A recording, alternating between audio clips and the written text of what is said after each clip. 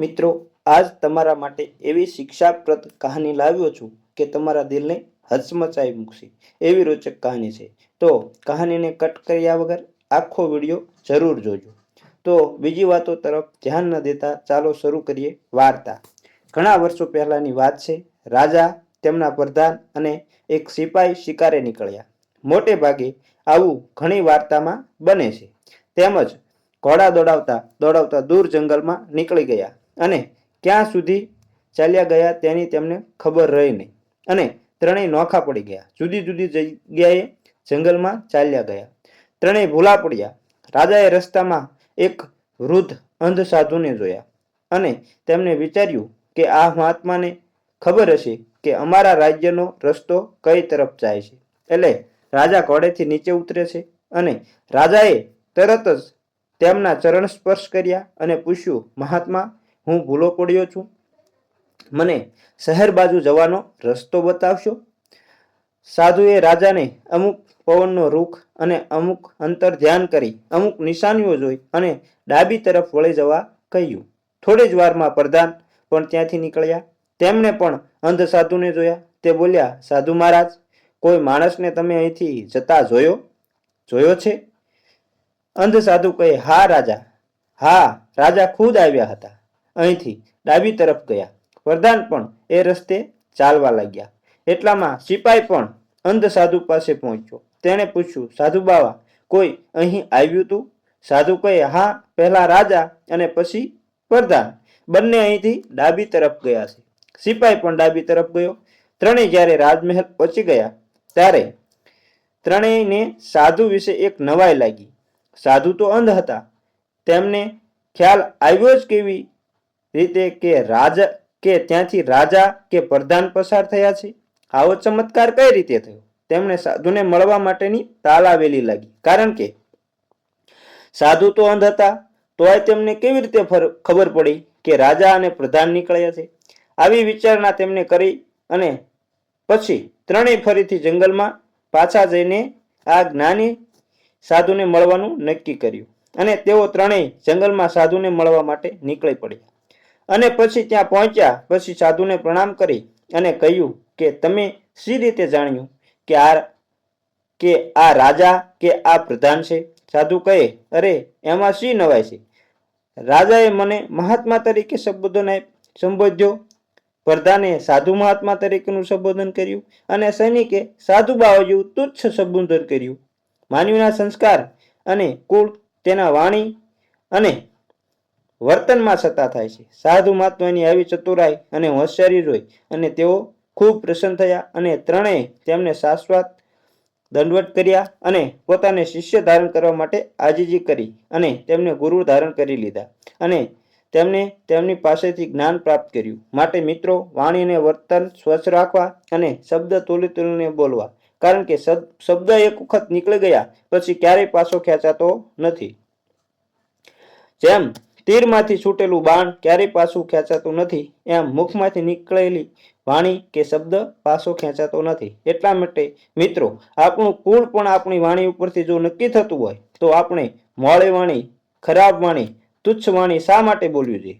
તું પણ કહેવું છે અને તમે પણ કહેવું છે, માટે સારી વાણી વાપરવી। આ દુનિયામાં, આ જગતમાં વાણી અને વચનનો જ મહિમા છે। તો મિત્રો, હવે આપણે બીજી વાર્તા શરૂ કરીએ।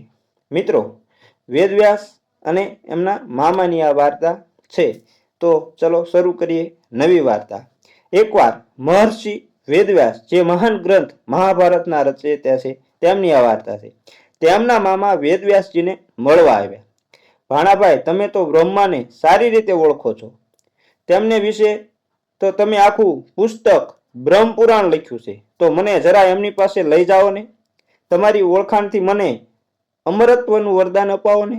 લ્યો, એ જમાનામાં લાગવગ ચાલતી હતી। આવું વેદવ્યાસ જેના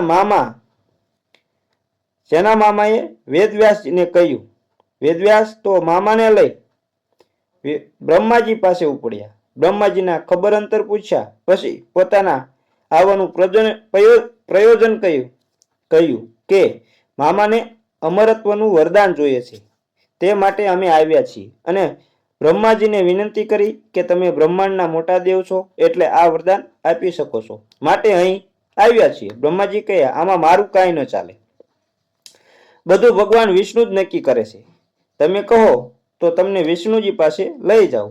આવું બ્રહ્માજીએ કહ્યું અને ત્રણેયનો વાર્તાલાપ ચાલતો હતો. સરસ્વતીજી આ બધી વાતો સાંભળતા હશે. તે આવીને કહે હું તમારી સાથે આવું. ઘણા વખતથી મારી બહેન લક્ષ્મી વિષ્ણુની પત્ની ને એ મળાયું નથી. એણે હમણાં ઘણા નવા દાગીના બનાવડાયા છે. તેની ડિઝાઇનો જોઈતી આવીશ. ચારેય મહર્ષિ વેદવ્યાસ, મામા બ્રહ્મા અને સરસ્વતી તો ઉપડ્યા વિષ્ણુજીને મળવા. વિષ્ણુ તો એમના આસન પર બિરાજમાન હતા. બધા એકમેકના ખબર અંતર પૂછ્યા તથા અન્યોન્યના ગુણગાન ગાયા. ધીમેથી વેદવ્યાસે વાત કાઢી, મારા મામાની ઈચ્છા અમર થવાની છે. અમે ખૂબ આશાથી અહીં આવ્યા છીએ. તમે તેમને વરદાન આપો. વિષ્ણુ કહે આમાં મારું કાંઈ ન ચાલે. ભગવાન શિવ પ્રસન્ન થાય તો કાંઈ થાય. ચાલો આપણે શિવને મળીએ. લક્ષ્મી અને સરસ્વતી દેવી પણ આ સર્કસમાં જોડાવા તૈયાર થઈ ગયા. લક્ષ્મીજી કહે આમે ઘણા વખતથી પાર્વતીજીને મળાયું નથી, અમે સાથે આવીએ. વિષ્ણુ કહે ચાલો ને, અમને મજા આવશે અને હિંમત રહેશે.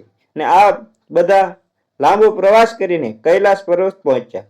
વિષ્ણુએ શંકર ભગવાનને વેદવ્યાસના મામાની ઈચ્છાવાળી વાત કરી. શિવ મંદ સ્મિત કરીને બોલ્યા, અરે આટલા નાના કામ માટે અહીં સુધી ધક્કો ખાધો? આ કામ તો મારો સેક્રેટરી યમ પણ કરી દેશે. શંકરનો હુકમ થતા જ યમ હાજર થયા. યમને બધી વાત કરવામાં આવી. યમ કહે આ તો સાવ શુલ્ક બાબત છે. મારો કારકુન ચિત્રગુપ્ત હમણાં કાશી ગયો છે. એને બોલાવીને મારે રજીસ્ટર જોવું પડશે. તાબડતોબ ચિત્રગુપ્તને કૈલાસ પર્વત પર બોલાવવામાં આવ્યા. ચિત્રગુપ્તને વેદવ્યાસના મામાની ફાઇલ જોવાનું કહેવામાં આવ્યું. તેમણે તો લેપટોપ ખોલીને મામાવાળી ફાઇલ ખોલી અને સ્ક્રીન પર જોતાની સાથે જ તેમને ચક્કર આવવા લાગ્યા અને તે બેભાન થઈને ઢળી પડ્યા. તે કાંઈ બોલી શક્યા નહીં. બીજી તરફ મામાનું પ્રાણ પંખેરું ઉડી ગયું. કૈલાસ પર્વત પર હાહાકાર મચી ગયો. 2-3 મિનિટમાં શું બની ગયું તે કોઈને સમજાયું નહીં. ચિત્રગુપ્ત ભાનમાં આવ્યા અને તેમણે સ્ક્રીન પરનું લખાણ બધાને વંચાયું. એમાં લખ્યું હતું, જે દિવસે બ્રહ્મા, વિષ્ણુ, લક્ષ્મી, સરસ્વતી, શિવ, પાર્વતી, યમ અને ચિત્રગુપ્ત, વેદવ્યાસ અને એના મામા એક સ્થળે ભેગા થશે એ દિવસે મામાના જીવવાનો છેલ્લો દિવસ હશે. મિત્રો, આ વાર્તા ઉપરથી નક્કી થાય છે કે મોત ગમે તેને પણ છોડતું નથી. જે જગ્યાએ તમારું મોત માંડ્યું હોય ત્યાં તમને ખેંચીને લઈ જાય છે. અમારી આ વાર્તા સારી લાગી હોય તો અમારી ચેનલને લાઈક અને શેર કરજો અને કોમેન્ટમાં હર હર મહાદેવ લખવાનું ભૂલતા નહીં. ચેનલ પર નવા હોય તો તમને એક અનુરોધ કરું છું, એક વિનંતી કરું છું કે અમારી ચેનલને સબસ્ક્રાઇબ જરૂર કરી લેજો, જેથી કરી તમને અમારું નોટિફિકેશન સૌથી પહેલા મળે અને તમને આવી નવી રસપ્રદ વાર્તાઓ પીરસતા રહીએ. તો જય માતાજી મિત્રો. અમારી વાર્તા સારી લાગતી હોય તો અમારી ચેનલને સબસ્ક્રાઇબ અવશ્ય કરજો.